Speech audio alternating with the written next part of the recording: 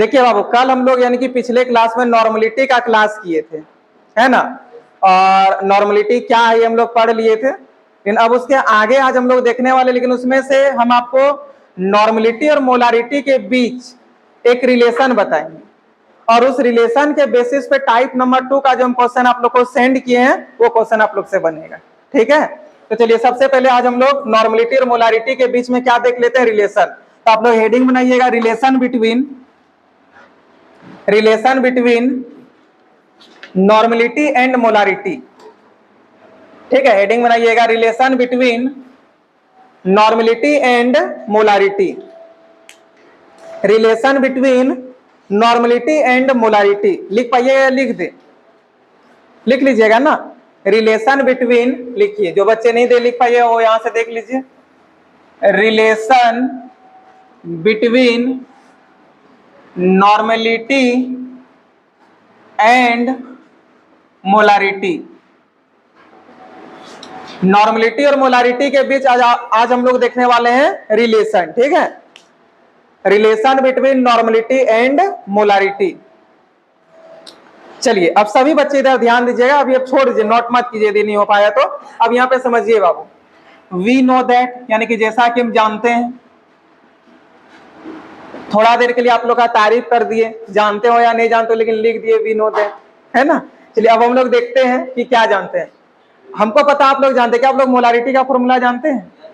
सब कोई जानते हैं। तो चलिए एक बार हम लिखेंगे, आप लोग बस यहाँ पे देखिए। ठीक है, देखिए बाबू, मोलारिटी का फॉर्मूला क्या होता है? मास ऑफ सॉल्यूट होता है ना, मास of solute by molar mass of solute, molar mass of solute into 1 by volume of solution in litre. और ये क्या चीज में होता है? ग्राम में होता है। मास ऑफ सॉल्यूट को हमेशा ग्राम में लेना होता है। आप इसको इक्वेशन नंबर 1 मान लीजिए अभी। एंड नॉर्मलिटी बराबर, कल हम आप लोग को फॉर्मूला बताए, नॉर्मलिटी बराबर, अच्छा नॉर्मलिटी को बड़ी एन से डिनोट करते हैं ना, तो लिखते हैं क्या होता है फॉर्मूला बाबू? वही मास of solute, mass of solute by equivalent weight of solute, यही ना होता है, equivalent weight of solute, equivalent weight of solute into 1 by volume of solution in litre, यानी कि ये भी आपको लीटर में लेना है।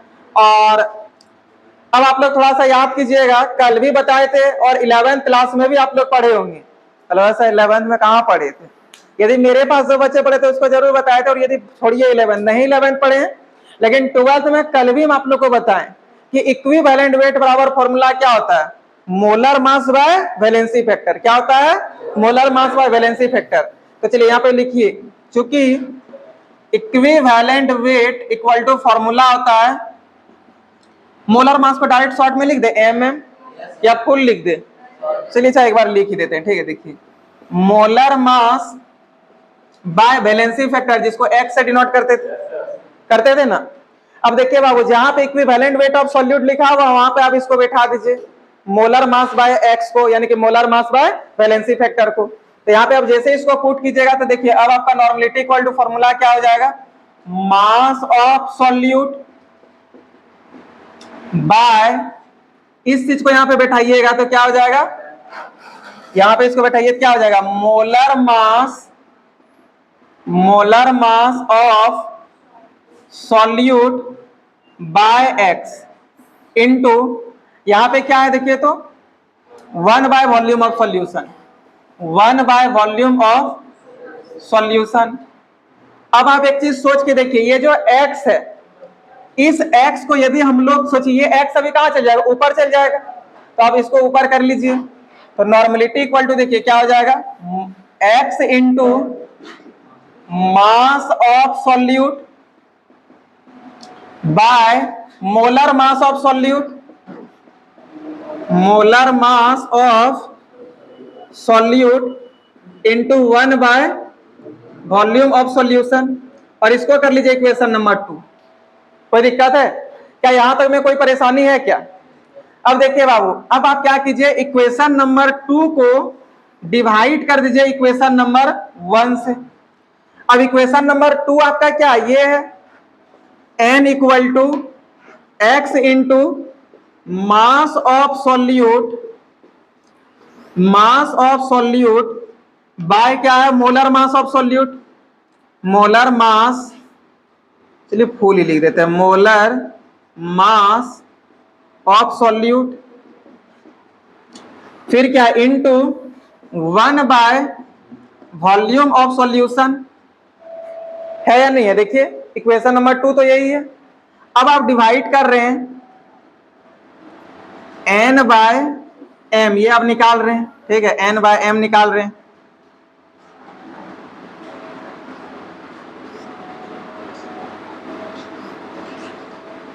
n बाय m निकाल रहे हैं, तो चलिए अब यहां फिर डिवाइड कर दिए। अब देखिए m जो है, m यानी कि मोलारिटी, ये आपके पास यहाँ पे ऑलरेडी आया हुआ, बताइए क्या है फॉर्मूला, तो मास ऑफ सॉल्यूट, नीचे क्या है, molar mass of solute, molar mass of solute into 1 by volume of solution. अब इसमें जो जो कटेगा ना उसको कटा दीजिए। देखिए मास of solute, mass of solute, molar mass of solute, molar mass of solute, volume of solution, सब कट गया, सिर्फ यहाँ पे x बचा। क्या बचा है, x बचा। तो अब हम लोग यहाँ पे लिखेंगे n बाय m इक्वल टू x, इसके नीचे कुछ नहीं तो 1 है या नहीं है? अब आप यहाँ से क्रॉस मल्टीप्लाई करके देख लीजिए, तो नॉर्मलिटी इक्वल टू क्या हो जाएगा, m इंटू एक्स, क्या हो जाएगा, m इंटू एक्स। यानी कि नॉर्मलिटी यदि आपको फाइंड करना हो तो जो मोलारिटी है बाबू, उसी चीज में आप क्या चीज से मल्टीप्लाई कर दीजिएगा, वैलेंसी फैक्टर से। क्या चीज से मल्टीप्लाई कर दीजिएगा, वैलेंसी फैक्टर से, ठीक है। और वैलेंसी फैक्टर तो कल बताएंगे, तो वैलेंसी फैक्टर से यदि आप मल्टीप्लाई कर दीजिए मोलारिटी को, वो नॉर्मलिटी निकल जाएगा या फिर वो मोल फ्रैक्शन निकल जाएगा, नॉर्मलिटी। क्या सबको समझ में आया? बताइए n इक्वल टू फॉर्मूला क्या हो गया, m बाय एक्स या m into x, m into x. यदि आपके पास मोलारिटी 2 है तो बताइए, और मोलारिटी 2 है और वैलेंसी फैक्टर 3 है, मान लेते हैं कि मोलारिटी 2 है, वैलेंसी फैक्टर 3 है, तो बताइए नॉर्मलिटी कितना होगा, 6 होगा। नॉर्मलिटी यदि 4 है, ठीक है, नॉर्मलिटी कितना बोल दिए, 5 जी, मल्टीप्लाई ना होगा रे पागल, 2 इंटू 3 करना है, ठीक है। देखिए नॉर्मलिटी यदि आपके पास 5 है, ठीक है, नॉर्मलिटी 5 है और वैलेंसी फैक्टर 2 है, तो कितना होगा? क्या क्लियर हुआ? अब इसको नोट कर लीजिए। एक काम करते ये लिख देते कि इसमें क्या क्या है, ठीक है। आप लोग इसी के नीचे लिखिएगा, इसी के नीचे, लेकिन मेरे पास स्पेस नहीं है तो हम इधर लिख देते हैं, ठीक। देखिए इसके नीचे लिखना है, इस फॉर्मूला के नीचे, वेयर, आप ही लोग बताइए बाबू, एन को क्या बोलते हैं, नॉर्मलिटी बोलते हैं, नेम बोलते हैं? यहाँ पे नॉर्मलिटी बोलते हैं, एन को नेम नहीं सोच लीजिएगा, ठीक है, नॉर्मलिटी।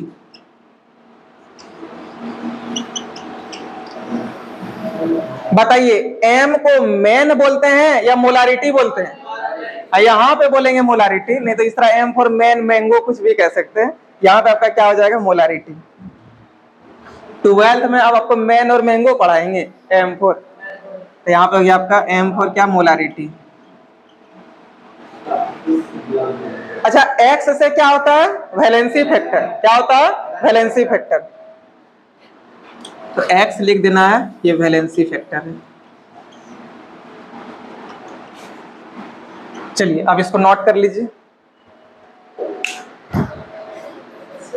लिखिए 10 मोलर H2SO4 विलियन की, 10 मोलर H2SO4 विलियन की, 10 मोलर H2SO4 विलियन की, मोलर लिख पाइएगा ना, 10 मोलर H2SO4 विलियन की, ठीक है, 10 मोलर H2SO4 विलियन की नॉर्मलता ज्ञात करें। इंग्लिश मीडियम के जो बच्चे हैं वो लिखिए find the normality of, find the normality of, find the normality of 10 molar H2SO4, 10 molar H2SO4 solution, 10 molar H2SO4 solution. और जो हिंदी मीडियम के बच्चे वो लिख लिए ना, 10 मोलर H2SO4 विलियन की नॉर्मलता ज्ञात करें, ठीक है, 10 मोलर H2SO4 विलियन की नॉर्मलता ज्ञात करें। अब मिटाएं जी, चलिए क्वेश्चन में कितना मोलारिटी दिए थे, कितना मोलर H2SO4 विलियन? अच्छा 10 मोलर H2SO4 विलियन। ठीक है, तो यहाँ पे लिखिए सॉल्यूशन गिवन दैट, जो जो दिया ना एक बार उसको लिख लीजिए। देखिए बाबू हम लोगों को इसमें मोलारिटी दे दिया कितना 10 और H2SO4 सॉल्यूशन था और बोला नॉर्मलिटी आप फाइंड करके दिखाइए क्या होगा। तो देखिए बाबू H2SO4 है, बताइए एक हाइड्रोजन का कितना होता है, एक हाइड्रोजन में कितना होता है वैलेंसी? +1 होता है। बताइए 2 का कितना होगा?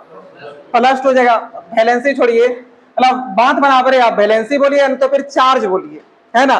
बताइए एक हाइड्रोजन पे +1 चार्ज होता है, +2 चार्ज होता है, +1 चार्ज होता है। बताइए 2 हाइड्रोजन पे कितना चार्ज हो जाएगा?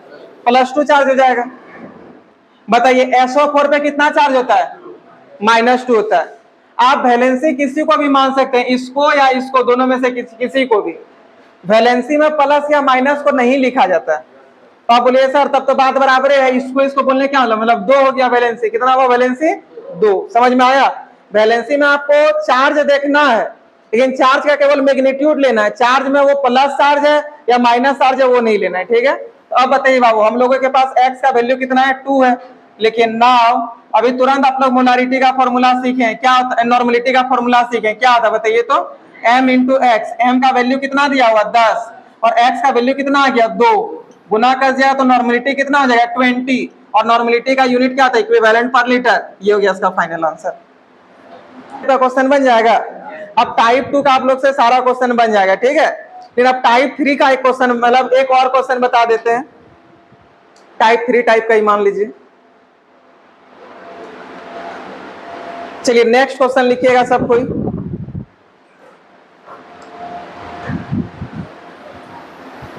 लिखिएगा 15 नॉर्मल, 15 नॉर्मल, नॉर्मल जो ना वो नॉर्मलिटी का शॉर्ट फॉर्म है। जैसे मोलारिटी का शॉर्ट फॉर्म क्या होता है? मोलर। उसी प्रकार नॉर्मलिटी का शॉर्ट फॉर्म होता है नॉर्मल। ठीक है, लिखिए क्वेश्चन सुन लीजिएगा। देखिए क्वेश्चन क्या है, 15 normal find the molarity of,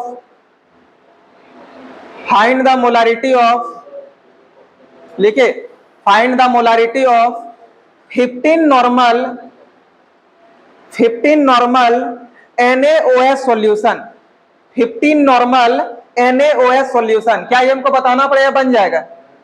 फिर भी एक बार बता देते हैं। देखिए बाबू NaOH है, बताइए सोडियम पे कितना चार्ज होता है? +1। हाइड्रोक्साइड पे कितना होता है? -1। ये प्लस माइनस से कोई मतलब नहीं है, जो मैग्नीट्यूड है ना वही आपका वैलेंसी फैक्टर होता है। ठीक है, तो देखिए हम लोग को क्वेश्चन में जो जो दिया हुआ उसको लिख लीजिए। सॉल्यूशन गिवन दैट, बताइए क्वेश्चन में सबसे पहले कितना नॉर्मल दिया, यानी कि नॉर्मलिटी कितना दिया? 15 और वैलेंसी फैक्टर आपका कितना आ गया? दोनों में से किसी को भी लीजिएगा। चार्ज तो लिखना है नहीं, तो दोनों सेम ही बात हो गया 1। आपको बोला मोलारिटी क्या होगा ये बताइए। लिखिए नाउ आप जानते हैं बाबू यहाँ से n बराबर फॉर्मूला क्या होता है? m into x. क्या होता है? m into x. तो लिखिए m equal to m into x और n का वैल्यू देखिए आपको दे दिया है। n का वैल्यू कितना दिया? 15 दिया हुआ है। तो लिखिए 15 equal to m into x. X का वैल्यू कितना दिया हुआ है? 1। ये इधर आके डिवाइड हो जाएगा। तो बताइए मोलारिटी इक्वल टू कितना हो गया? 15। लेकिन मोलारिटी का यूनिट क्या था? मोल पर लीटर। और ये हो गया इसका फाइनल आंसर। क्या आप सबको समझ में आया? कोई प्रॉब्लम है क्या?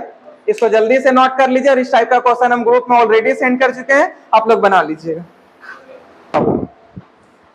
अब हम लोग का नेक्स्ट कंसंट्रेशन टर्म आ गया ग्राम पर लीटर। क्या आ गया? ग्राम पर लीटर। ठीक है, तो आज हम लोग ग्राम पर लीटर को समझेंगे, लेकिन उससे पहले आप लोग हमको बताइएगा कंसंट्रेशन का फॉर्मूला में ऊपर क्या होता था? अमाउंट ऑफ सॉल्यूट, और नीचे क्या होता था? अमाउंट ऑफ सॉल्वेंट या सॉल्यूशन। ये ना होता था अमाउंट ऑफ सॉल्वेंट या सॉल्यूशन। अच्छा बताइए, आप जो मोलारिटी पढ़ रहे हैं, आप जो मोलालिटी पढ़े, आप जो नॉर्मलिटी पढ़े, आप जो मोल फ्रैक्शन पढ़े, ये सब एक तरह का कंसंट्रेशन या एक तरह का जानवर है? कंसंट्रेशन। बोले सर कोई केमिस्ट्री से रिलेटेड ऑप्शन दीजिएगा तो समझ में मतलब कुछ हम लोग फंस भी सकते हैं। अब बोले कंसंट्रेशन और जानवर, तो जो आज जन्म लिया वो बता देगा, है ना। बताइए क्या है? कंसंट्रेशन है या क्या है? कंसंट्रेशन का एक टर्म है। टोटल कंसंट्रेशन का कितना टर्म है? 10। कितना टर्म है? 10। इसमें से 5वां नंबर टर्म में हम लोग पहुंच चुके हैं ग्राम पर लीटर पे, ठीक है, ग्राम पर लीटर। देखिए बाबू, ग्राम पर लीटर यदि हम आपको पहले पढ़ा देते ना तो मोलारिटी ये सब बहुत इजी हो जाता है, समझे। लेकिन अभी ये बहुत इजी है अभी, और आगे का देखिएगा वो जो मोलारिटी सब था वो कितना इजी था, वो अभी आपको बता देगा। आपको इसमें थोड़ा सा कुछ भी माइंड नहीं लगाना है। सबसे पहले देखिए ग्राम पर लीटर है, ये एक तरह का कंसंट्रेशन टर्म है। आप पहले कंसंट्रेशन का फॉर्मूला हमको बताइएगा, ठीक है। देखिए कंसंट्रेशन का फॉर्मूला जो होता है, कंसंट्रेशन का जो फॉर्मूला होता है, ऊपर क्या होता है, amount of solute bye amount of solvent, यानी तो फिर सॉल्यूशन। अब आप सोच के देखिएगा थोड़ा सा, कंसंट्रेशन का फॉर्मूला में ऊपर हमेशा कौन रहता है? क्या कभी जिंदगी में कंसंट्रेशन का फॉर्मूला में ऊपर सॉल्वेंट जा सकता है? क्या कभी लाइफ में सॉल्यूशन जा सकता है? हमेशा कंसंट्रेशन का फॉर्मूला में ऊपर आपका क्या रहेगा? सॉल्यूट। क्या रहेगा? सॉल्यूट। और नीचे हमेशा क्या रहेगा? सॉल्वेंट और सॉल्यूशन। क्या क्या रहेगा? सॉल्वेंट और सॉल्यूशन। तो देखिए बाबू, कंसंट्रेशन का ही एक टर्म है ग्राम पर लीटर, है या नहीं है? लिख दे ग्राम पर लीटर। अब आप लोग थोड़ा सा हमको सोच के बताइएगा। अच्छा, ग्राम से आपको क्या समझ में आ रहा है? ग्राम देखने के बाद आपको क्या लग रहा है कि 2 बज रहा होगा या 3 किलोमीटर होगा, या क्या आपको लग रहा है? आप लोग बता दीजिए तो। द्रव्यमान यानी कि मास नजर आ रहा है। ग्राम जैसे ही माइंड में सुने तो माइंड में एक बात खटक गया, अच्छा मास होगा, ये कहीं ना कहीं किसी चीज का भार होगा, किसी चीज का द्रव्यमान होगा। ऐसे तो कोई नहीं सोचना अच्छा ग्राम है, इसका मतलब सर बोले थे कि कितना बजे आना, तो 2 ग्राम बजे आ जाना है ट्यूशन। ऐसा होगा क्या जी? 2 ग्राम बजे का भी हो सकता है क्या? टाइम तो इसको देख करके टाइम तो मन में नहीं आ रहा होगा। अच्छा, लीटर को देख करके क्या माइंड में चल रहा है? लीटर को देख करके पक्षी नजर आ रहा है क्या? तो क्या नजर आ रहा है? आप लोग बता दीजिए। वॉल्यूम किसी चीज का नजर आ रहा है, किसी चीज का आयतन नजर आ रहा है, या किसी पक्षी का नाम याद आ रहा है? आयतन याद आ रहा है ना, कि वॉल्यूम है। वॉल्यूम यानी कि लीटर से हम लोग वॉल्यूम को मापते हैं। लीटर हो या मिलीलीटर हो, वो वॉल्यूम होगा। और आपका जो ये ग्राम होगा यानी कि वो किसी चीज का मास होगा, है ना।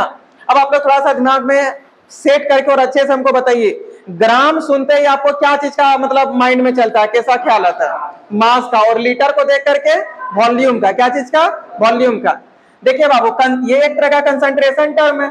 बताइए कंसंट्रेशन में हमेशा ऊपर कौन रहता है? हमेशा ऊपर कौन रहता है? और बोला, हमेशा ऊपर कौन रहता है? सॉल्यूट। लेकिन ग्राम पर लीटर में हमेशा ऊपर कौन रहता है? ग्राम।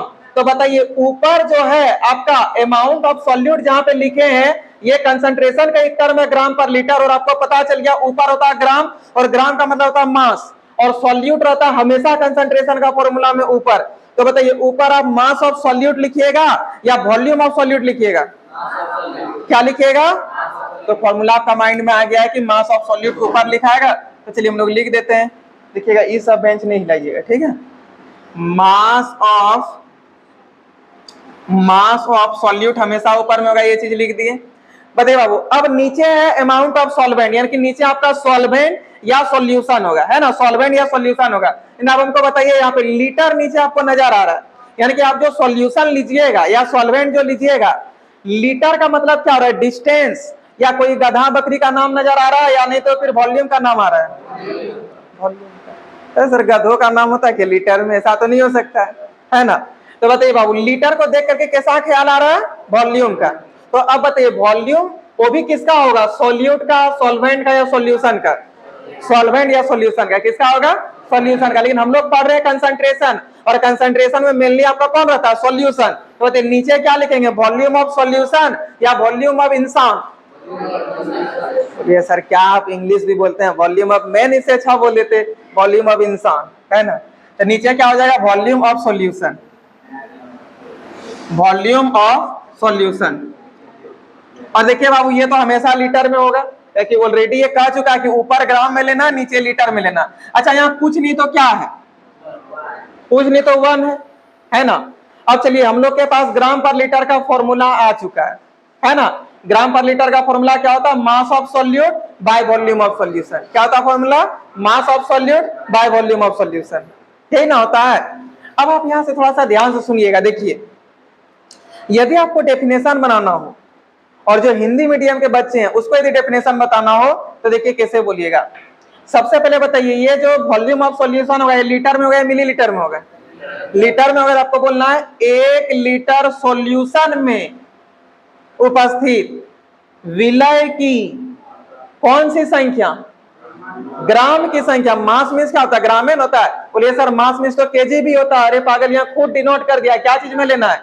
ग्राम में लेना है। तो देखिए 1 लीटर सॉल्यूशन, यहाँ पे एक बार लीटर लिख भी देते हैं, ठीक है, ताकि हमेशा लीटर में होगा, लिख भी दिए। देखिए 1 लीटर सॉल्यूशन में उपस्थित सॉल्यूट की कौन सी संख्या? मास की संख्या, यानी कि ग्राम की संख्या को क्या बोलेंगे बताइए? तो ग्राम पर लीटर बोलेंगे। क्या बोलेंगे? ग्राम पर लीटर। अब आप डेफिनेशन याद कीजिए मोलारिटी का। क्या लिखे थे? 1 लीटर सॉल्यूशन में उपस्थित विलय की कौन सी संख्या? द्रव्यमान की संख्या, ग्राम की संख्या या विलय की मोल की संख्या? विलय की मोल की संख्या। वहां पे था विलय की मोल की संख्या, और यहाँ पे 1 लीटर सॉल्यूशन में उपस्थित विलय की कौन सी संख्या आ गया? ग्राम की संख्या। कौन सी संख्या आ गया? ग्राम की संख्या। विलय की कौन सी संख्या? ग्राम की संख्या। यहाँ पे लिख भी देते हैं, ठीक है। देखिए 1 लीटर सॉल्यूशन में उपस्थित विलय की ग्राम की संख्या को क्या कहते हैं? ग्राम पर लीटर कहते हैं। 1 लीटर सॉल्यूशन में उपस्थित विलय की ग्राम की संख्या को क्या कहते हैं? ग्राम पर लीटर कहते हैं। कोई दिक्कत है? हिंदी मीडियम के जो बच्चे डेफिनेशन बनाइएगा वो इधर से इस तरह आइएगा और इस तरह ऊपर जाइएगा। देखिए इस तरह के, है ना। और इंग्लिश मीडियम वाला देखिए क्या कीजिएगा, आपको बोलना है इस तरह, द नंबर ऑफ किसका? मेरा, आपका या मास का? द नंबर ऑफ मास। लेकिन वो भी मास किसका होगा? किसी इंसान का होगा या किसी जानवर का होगा या किसी सॉल्यूट का होगा? किसी सॉल्यूट का होगा। बोलेंगे the number of mass of solute present in कितना litre solution? Present in 1 litre solution. यानी कि इस तरह, देखिए इस तरह, the number of mass of solute present in 1 litre solution. ठीक है, मास ऑफ सॉल्यूट देखना, मतलब इसका जो है ना, इसका हम लोग को देखना है, ठीक है, ये वाला, the number of mass of solute. ठीक है, the number of mass of solute. अब मास की जगह पे आप ग्राम भी कह सकते हैं, जैसे वहां पे हम लोग मोल बोलते थे कि नहीं, तो यहाँ पे आप लोग ग्राम भी बोल सकते हैं। तो the number of gram of solute, ठीक है, the number of gram of solute present in कितना लीटर सॉल्यूशन? 1 litre solution. देखिए the number of gram of solute present in 1 litre solution is called gram per litre. क्या समझ में आ रहा है? The number of gram of solute. बताइए the number of mole of solute क्या होता था? मोलारिटी। लेकिन the number of gram of solute present in 1 litre solution, ये क्या कहलाएगा? ग्राम पर लीटर। क्या कहलाएगा? ग्राम पर लीटर। क्या माइंड में आया? तो आप लोगों के अनुसार देखिए, ये हिंदी मीडियम वाला इस आकर के ऊपर जा रहे थे और इंग्लिश मीडियम वाला को इस आकर के इधर आना है। देखिएगा द नंबर ऑफ ग्राम, ग्राम किसका? मेरा, आपका या सॉल्यूट का? तो देखिए द नंबर ऑफ ग्राम, यहाँ पे ग्राम है, the number of gram of solute, the number of gram of solute present in 1 litre solution. मतलब ऐसे आ रहा है, ऐसे आ रहा है। देखिए the number of gram of solute present in 1 litre solution, the number of gram of solute present in 1 litre solution. आ रहा है ना? तो बताइए डेफिनेशन कितने बच्चों को याद हो गया? हिंदी मीडियम के बच्चे कौन कौन है जो डेफिनेशन बता सकते हैं? चलिए बाबू पहले आप बताइए।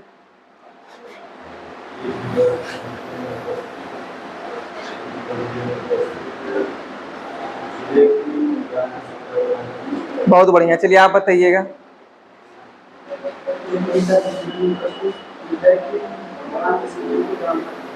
चलिए बाबू आप न्यू है, देखते आप बता पाते हैं। चलिए खड़ी हो जाइए, देखिए ट्राई तो कीजिए। चलिए यार खड़ी हो जाइए, हम आपसे बुलवा देंगे, ठीक है। बताइए कितना लीटर सॉल्यूशन में? 1 लीटर सॉल्यूशन में किसकी? पक्षी की संख्या या सॉल्यूट की संख्या? सॉल्यूट की कौन सी संख्या? ग्राम की संख्या को क्या कहते हैं? ग्राम पर लीटर कहते हैं। बहुत बढ़िया, बैठिए। चलिए बाबू आप बताइए।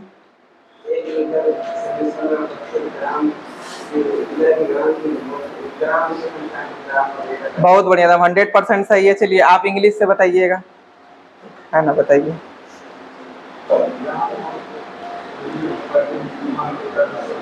बहुत बढ़िया, चलिए आप बताइएगा, हिंदी में ही बताइए।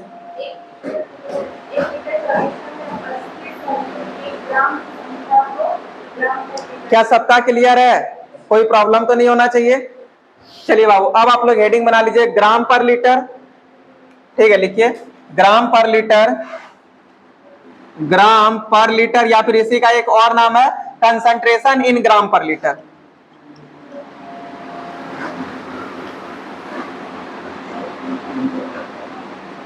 कंसंट्रेशन इन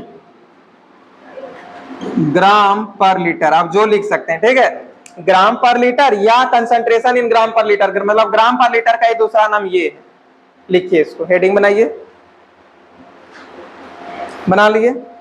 चलिए इंग्लिश मीडियम के बच्चे लिखिएगा, द नंबर ऑफ ग्राम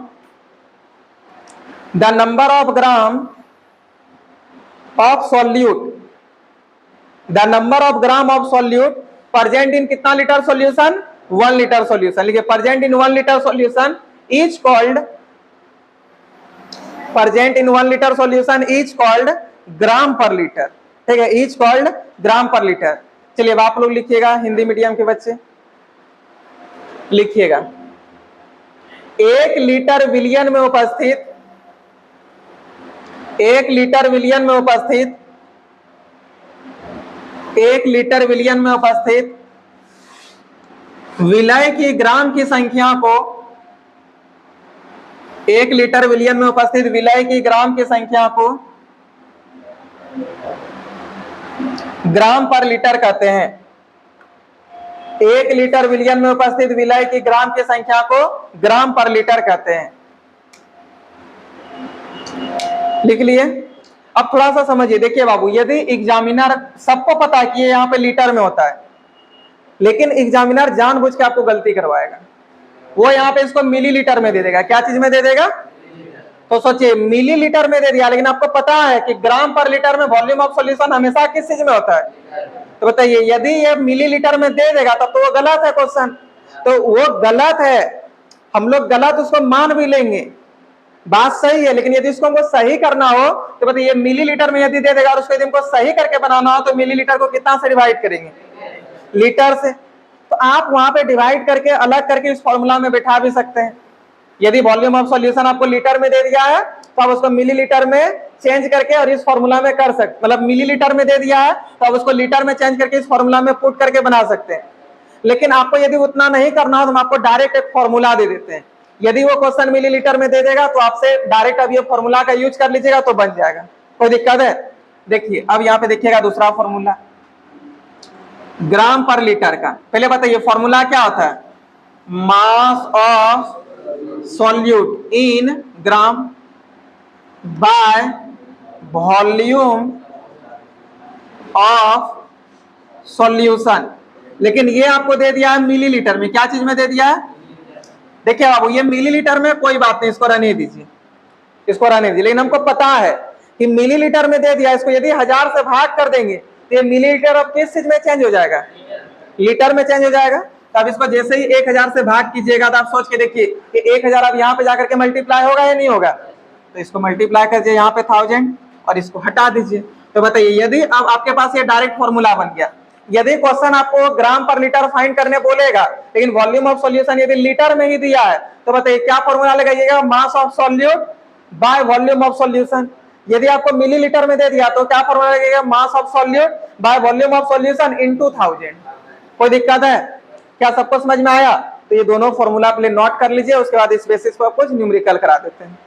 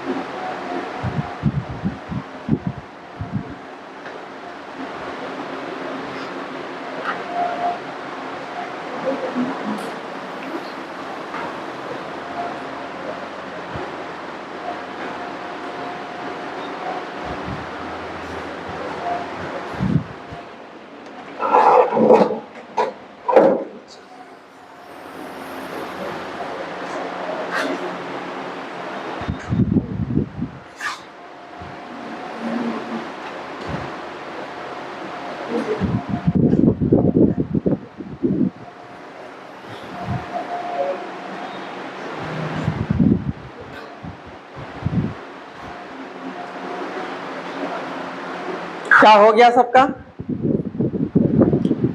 चलिए लिखिएगा तब क्वेश्चन। हिंदी मीडियम के बच्चे पहला क्वेश्चन लिखिएगा। लिखिए 100 ग्राम CaCO3 को 100 ग्राम CaCO3 को जल के साथ मिश्रित कर 100 ग्राम CaCO3 को जल के साथ मिश्रित कर 5 लीटर विलयन बनाते हैं। 5 लीटर विलयन बनाते हैं।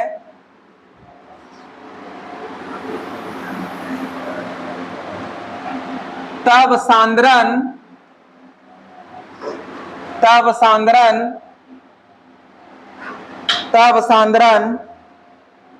ग्राम पर लीटर में ज्ञात करें। तब सांद्रण ग्राम पर लीटर में ज्ञात करें। चलिए इंग्लिश मीडियम के बच्चे लिखिएगा। कितना ग्राम लिखा है? 200 ग्राम ना, लिखिएगा। अच्छा 100 ग्राम लिखिएगा। 100 ग्राम CaCO3 is mixed with water. 100 gram CaCO3 is mixed with water and form 5 liter solution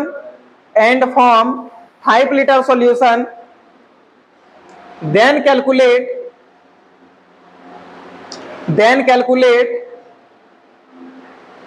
concentration in gram per liter. हाँ क्या लिखे?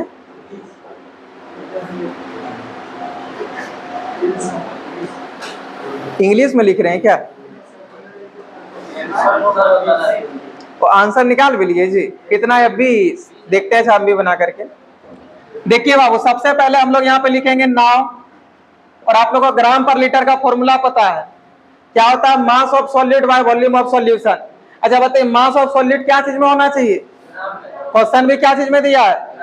वॉल्यूम ऑफ सॉल्यूशन क्या चीज में होना चाहिए? क्वेश्चन भी क्या चीज में दिया है? तो यही फॉर्मूला लगेगा या कोई और लगेगा? अच्छा यदि मिलीलीटर में होता तब यहाँ पे क्या कर देते? क्या समझ में आ गया? तो चलिए अब लिखते हैं। बताइए मास ऑफ सॉल्यूट कितना दिया है?